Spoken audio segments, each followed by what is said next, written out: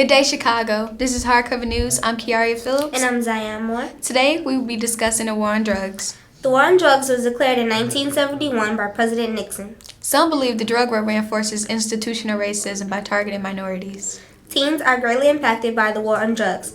There are zero-tolerance policies that cater to the school-to-prison pipeline. In 2010, 5,500 arrests were made on CPS students under the age of 18. 75.5 were African Americans, but they only make up 42% of CPS students. Now we'll be taking it to the streets to see how other people feel about this. War on drugs is a war on the citizens of this country. In my opinion, all nonviolent crime should be decriminalized. They're very misguided. You know, we see a lot of youth and a lot of people of color incarcerated for, life sentences even. Lots of time for really petty drug crimes. A war on drugs makes as much sense as a war on McDonald's. Because there's always going to be McDonald's. There's always going to be a McDonald's restaurant on every side of the corner. Just like there's always going to be a drug dealer on every side of the corner.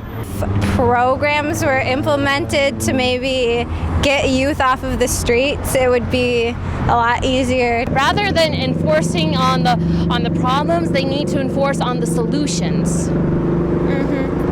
And I believe a lot of the problems, especially with our young people today, is that they don't have enough positive reinforcement to steer away from the drugs. That's a funny term, at-risk youth, because I think as long as we provide youth with positive opportunities to do things and to grow and to keep them motivated, they're not as at risk. I feel like if they don't have a role model or a mentor, it's easy for them to go astray. In the lure of the streets, they can make money, and that's easier than going to school.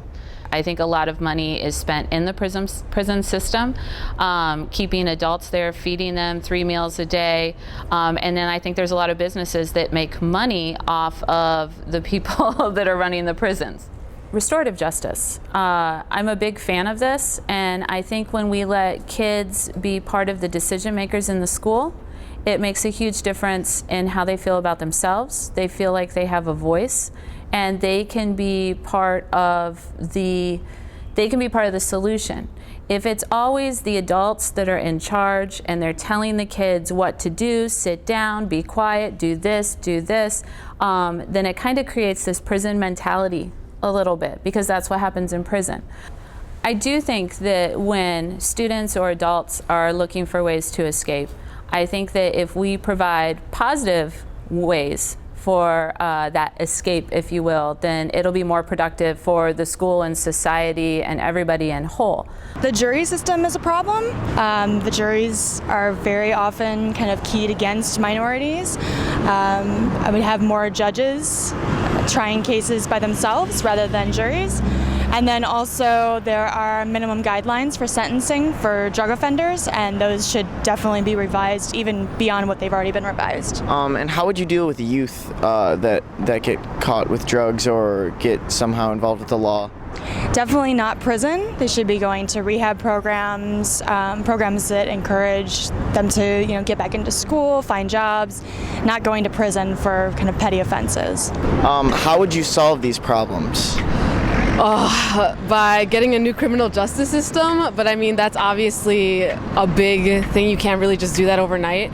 I think we have to start by acknowledging the racial disparities and talking about why so many people of color are getting put behind bars for, possession of drugs when you see a lot of white youth just kind of walking away. And it's why we know because they can afford better lawyers. And why is the justice system catered towards people with money? We should A, stop this war on drugs, and B, I don't mind saying this, we should legalize all drugs.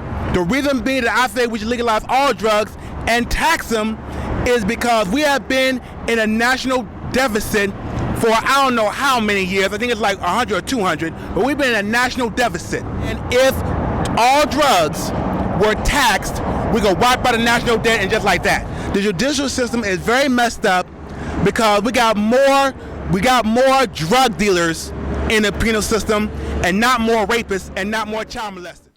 That'll be all today for Hardcover News. Thank you.